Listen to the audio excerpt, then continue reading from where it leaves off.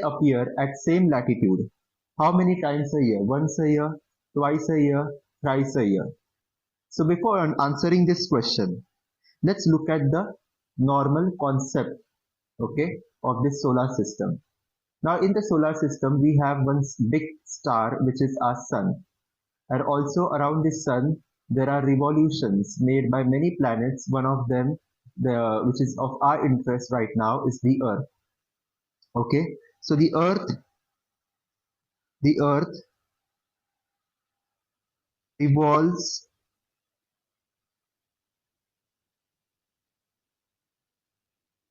around the sun.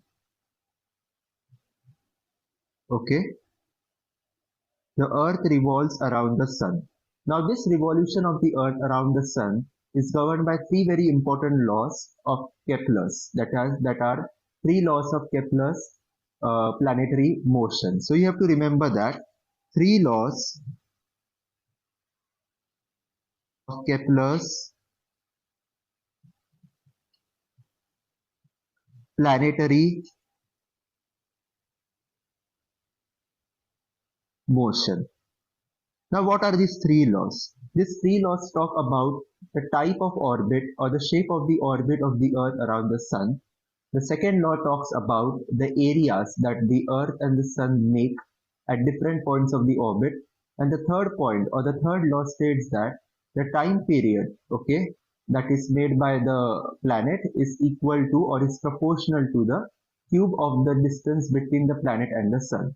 Out of these three laws, the first two laws are very important in understanding the theory of this chapter. The third law can be ignored for exam purposes. So the law number one states that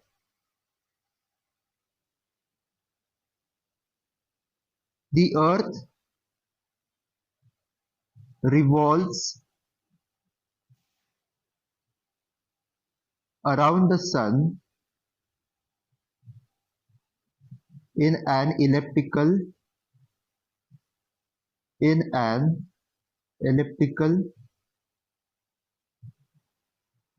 orbit. Okay, the shape of the orbit around the Sun is elliptical, and the Sun is situated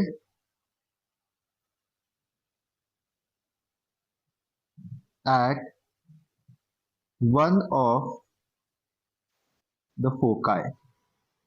So this law you have to remember by heart.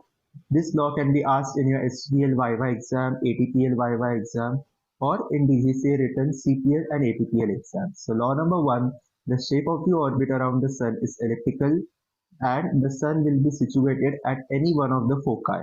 The elliptical orbit has two foci, F1 and F2. Out of these two, at one particular F1 or F2, the Sun will be situated at. The law number two states that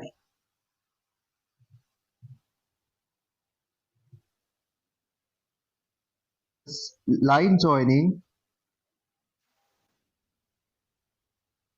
the planet to the mean sun or to just the sun sweeps out equal areas in equal time interval. So we will look at this law in detail just a moment. So the line joining the point. Now here the line can also be called the radius vector. So the radius vector joining the planet and the sun will sweep out. That means will cover equal areas in equal intervals of time. Law number three states that the square of the sidereal period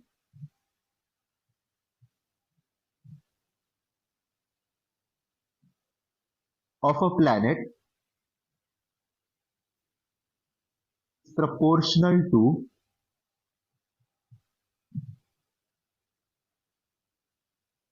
cube of mean distance between the planet and the sun. So this is the third law. Now this third law has no importance for our DGCA exam or in that theory, but it is good to know this third law in case if anybody asks you in DGCA YY exam or SPL YY exam. So let's look at law number 1. The law number 1 states that the earth revolves around the sun. Very key word is what? Elliptical orbit, and the sun is situated at one of the foci. One of the foci. Let's draw an elliptical orbit first to begin with. This is the elliptical orbit. This orbit has two foci. One is F1, F2. Like the circle has one center, this ellipse will have two centers, F1 and F2. The sun will be situated at any one of them. Let's say currently in this illustration, the sun is over here at F1. Okay.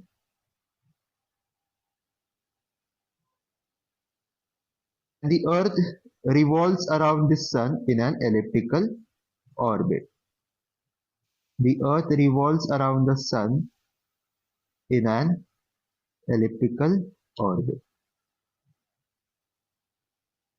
So that is the path. So this is your earth, this is your sun, and this orbit is nothing but your elliptical orbit. Okay, this is your elliptical orbit. So law number 1, whenever any YY exam or any kind of oral exam that you are giving, always it's better to state the law clearly as it is given in the textbook, and also if possible it's good to draw a diagram and show it to the examiner, so that casts a good impression. If you have forgotten the law, you can request the examiner to let you draw an example or an illustration like this and show it to the examiner. So at least you will get some marks. Now let's go to law number 2. Now law number 2 states that equal areas in equal intervals of time, right? So same thing, let's draw the elliptical orbit. We have for F1 and F2.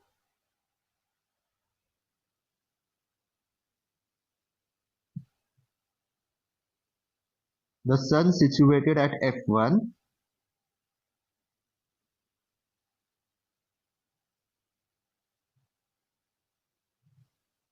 Okay, the sun is situated at F1. Let's take 2 points on one side, point A and point B. Next, let's take 2 points here, point P and point Q. Okay, point P and point Q. Now when the earth, let's say the earth is over here at point P currently. Okay, the earth is situated at point P. Now the motion of the travel is from point P to point Q. Point P to point Q. Okay, so when the earth reaches point Q here somewhere, the law states that the line joining the planet to the sun, that means there is a line, so it joins the planet here at point Q and over here. Now these two lines are called radius vectors also. Okay, that line can be called a radius vector. Now the area created in this region will be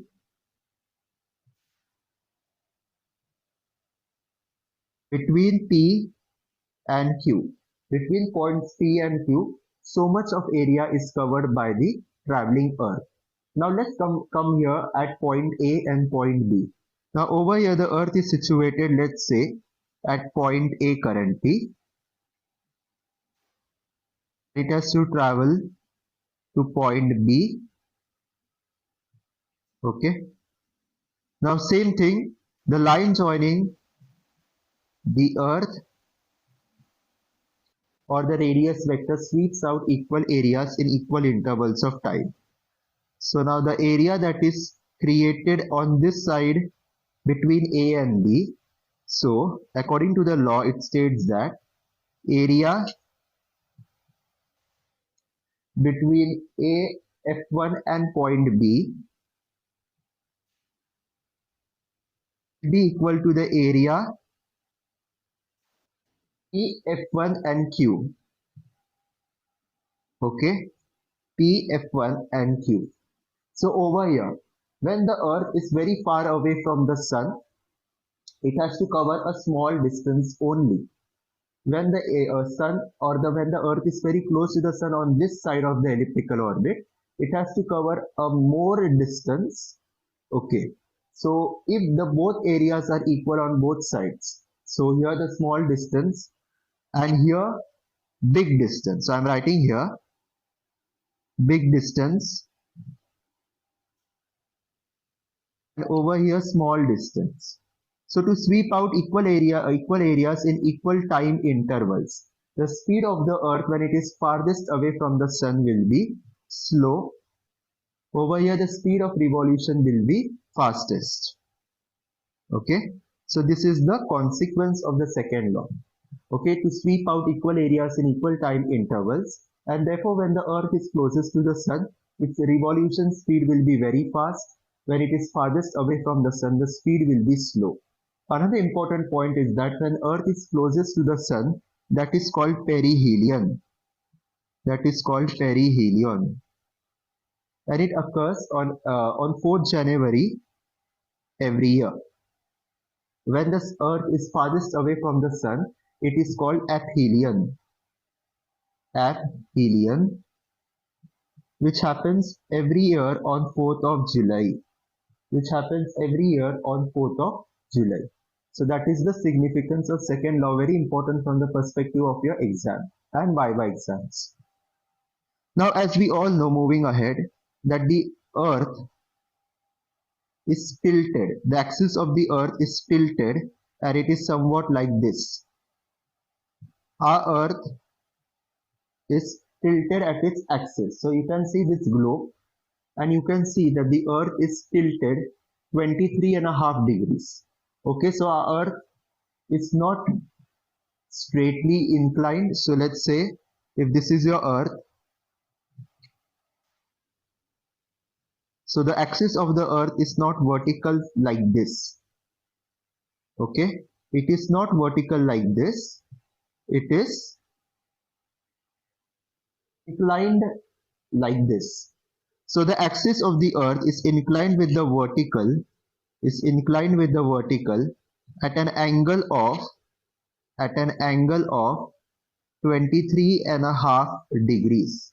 At an angle of 23.5 degrees. That means the angle between the vertical axis and the real axis of the Earth, the difference between them is of 23.5 degrees. And due to this axis, due to this tilting of the axis of the Earth, we have seasons. Okay, we have seasons on our planet Earth, which are four in number: the summer, the winter, the autumn, and the spring. Okay, so it is not because the Earth travels around the Sun in an elliptical orbit, and when it is closest to the Sun we have summers. When it is farthest away from the Sun, that we have winters. That is a very wrong misconception. The seasons that we get on the planet Earth is because of the inclination of the axis of the Earth to the vertical. So let's look at the seasons, how they are formed. Okay. So over here, let's draw an elliptical orbit.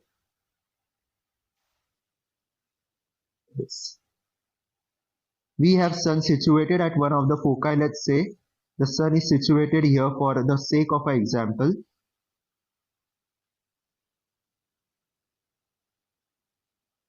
We will draw we have four seasons. So we will draw four positions of the planet Earth. So over here, okay, somewhere over here, and we will draw it here and here.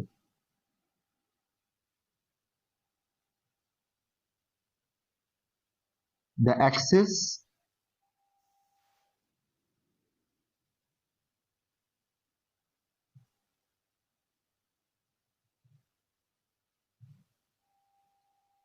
of the earth. Now let's begin from this side. Now when the earth is closest to the sun, what do we have? We call it perihelion. We call it perihelion. Perihelion happens on every year of 4th January. On 4th January. Okay. Now let's go at the this position of the earth. Now over here, what can you see? We have the northern hemisphere of the earth and we have southern hemisphere here. Now due to the tilting of the axis of the earth, what hemisphere is currently exposed to the sun? We have the southern hemisphere exposed to the sun. We have the southern hemisphere exposed to the sun.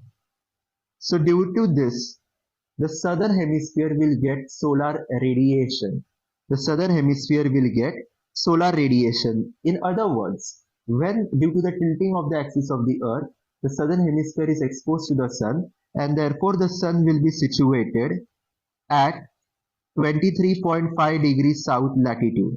The maximum latitude in the southern hemisphere at which sun can go to is 23.5 degrees south latitude, also called Tropic of Capricorn. Tropic of Capricorn.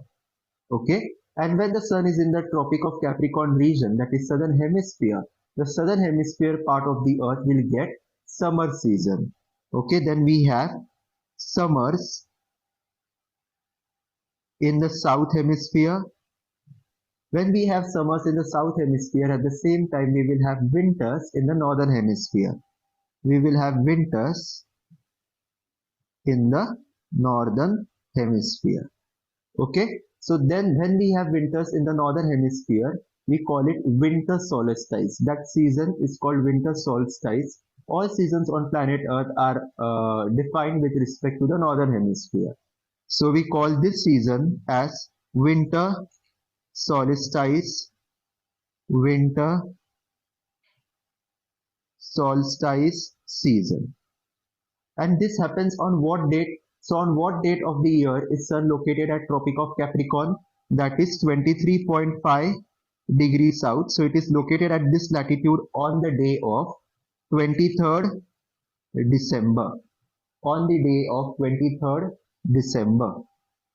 Okay. So on this day of the year or around this day, the sun will be situated at Tropic of Capricorn. When it is situated at Tropic of Capricorn, entire southern hemisphere will receive sunlight. At the same time, the northern hemisphere will not be exposed to the sun. We will have days, we will have nights normally, but we will have what kind of season? We will have winter season that time. And what time of the year is that? That is 23rd December. So you all know in 23rd December we have winters in the northern hemisphere. India is a country which is in northern hemisphere. So we have winter starting from November, December, extending to Jan, Feb. But in the southern hemisphere, countries like Australia, there are summer seasons during November, December, January. Okay. After that, the sun will revolve around the sun and it will come at a position which is called perihelion, which happens a week later than 23rd December. Okay, more than a week later than 23rd December, which is 4th of Jan, when it is closest to the sun. Similarly, the earth will continue its motion around the sun and it will come here. Now, when it comes here, both the position of the sun will be at equator. The position of the sun will be at equator. Over there, during winters in the north, it was at 23.5 south latitude. Over here, it will be situated at the equator. Now, when it is situated at the equator, both hemispheres will receive equal amount of sunlight. Both hemispheres, is north and south, will get same sunlight. And this happens on what time of the year? After December. So after 23rd December, this will happen in the month of March, which is 23rd March. So on this day, the sun will be situated at the equator. And this season will be called what season? It will be called spring equinox. This season will be called spring equinox. Okay, spring equinox. So these are the details about spring equinox. So both seasons in the north and southern hemisphere will experience spring. Let's go to next position of the earth, which is over here, very far away from the sun. So after spring, the sun will migrate or will travel towards northern latitude. So first the earth, so let's go to here. So first, this is your equator, this is your 23.5 degree north, this is your 23.5 degree south latitude. So first the sun was at 23.5 degrees south latitude. From there it traveled and reached equator, which is at 0 degree latitude, which is in spring or March. After that the sun will continue its travel northwards and reach towards a northern latitude of 23.5 degree north, which is your Tropic of Cancer. So now let's write down here that the position of the sun will be at 23.5 degree north, also called Tropic of Cancer. So when it is at 23.5 degree north or northern hemisphere, what will we get? We will get summers in the northern hemisphere and winters in the southern hemisphere. So summers, the northern hemisphere, and winters in the southern hemisphere. Now this happens on what time of the year? It happens in the month of June, that is 23rd June. 23rd June. So that is. Remember the details, the date, the latitude at which sun is located at, and what season will exist in what kind of hemisphere. So north hemisphere summers, south hemisphere winter. After this the earth will continue its travel over here, and after some time it will reach at aphelion position. It will reach at aphelion position, which is over here. So at aphelion, the earth is farthest away from the sun, is farthest away from the sun. And this will happen on what date? On 4th of July. That is right after a week of 23rd June. On 4th of July, we will get aphelion, the position of the earth away from the sun. Final position of the earth over here, when the earth will continue its revolution around the sun and it will reach at this point. Over here, the sun, again, the sun is located at equator. It's located at equator. Okay, so let's look at this diagram. Now after starting from south, reaching equator and then northern latitude, maximum north latitude 23.5 degree north, the sun will start moving down towards the equator. Okay, so it will reach equator right now, again like before, and when it is at the equator, what will happen is that both hemispheres, that is south and north, will receive same insolation or sunlight, and due to that the seasons that we will experience in both hemispheres will be called autumn equinox. So right opposite of spring is autumn equinox, and the date that it happens will be 23rd of September. Okay, so this diagram completely explains the 4 seasons that we get on the planet Earth and why. Over here, so after this point it will reach over here. Again we will get 23rd December, winters in the north, summers in the south. Why? Due to the tilt of the axis of the earth. The southern hemisphere on this side is exposed to the sun directly. Over here when we have the summers in the northern hemisphere, due to the tilt of the earth, as you can see, the northern part of the hemisphere of the earth is exposed to the sun, whereas the southern portion, which is this over here, is tilted away from the face of the sun. And therefore, we have summers in the north, whereas winters in the south.